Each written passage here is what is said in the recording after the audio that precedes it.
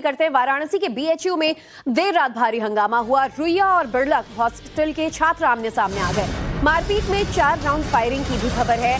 तो फायरिंग की खबर मिलते ही पुलिस मौके पर पहुंची और छात्रों ने अपने हाथों में लेकर खोखे भी दिखाए जो उनके ऊपर फायर किए गए थे।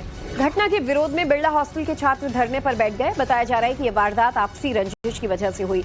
तो तस्वीरें भी आपको दिखा रहे हैं। वो खोखे जो यहाँ पर चलने की बात कही गई, छात्र पुलिस को दिखाते नजर आए। पीयूष तिवारी, उसका मित्र ऋषभ राय और उसका भाई तपस बाइक से, हम और हमारे मित्र खड़े थे यहाँ अपने हॉस्टल गेट पे।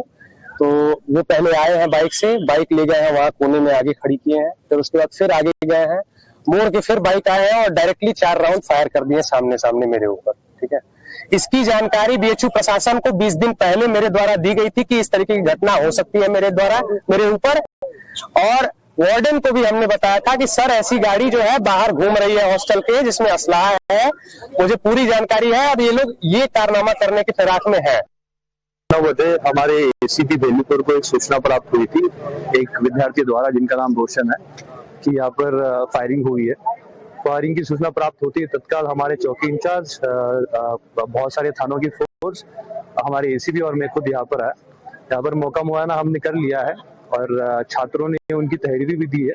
तहरीर के आधार पर मुकदमा पंजीकृत करके आगे कार्रवाई की जाएगी। पूरी खबर पर हमारे साथ संवाददाता आशुतोष जुड़ चुके हैं, उनसे ज्यादा जानकारी लेंगे। आशुतोष, बीएचयू से अक्सर छात्र गुटों के बीच विवाद की खबर आती है, लेकिन मामला फायरिंग तक कैसे पहुंच गया? इस बार क्या है पूरा मामला?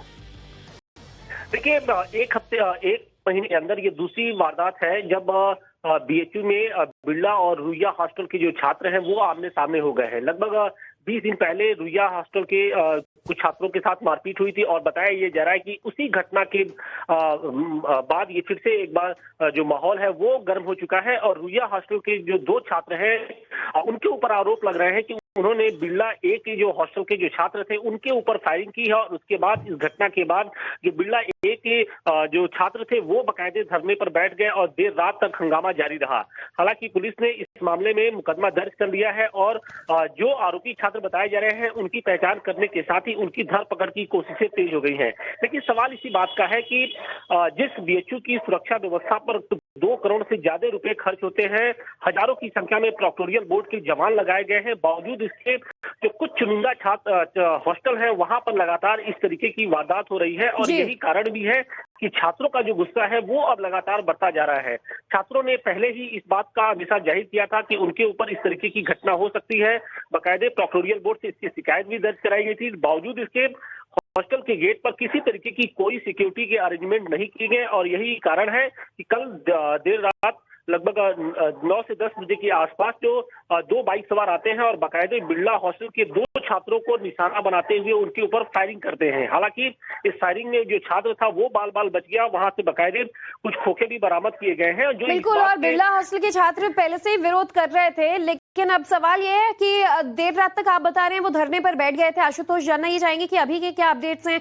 अभी भी छात्र धरने पर बैठे हैं? अभी भी क्या उनकी कुछ मांग है?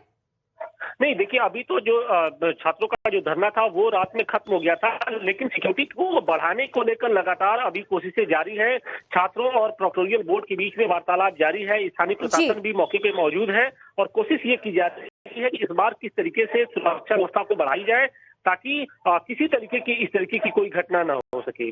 चलिए, बहुत बहुत शुक्रिया आपका इस पूरी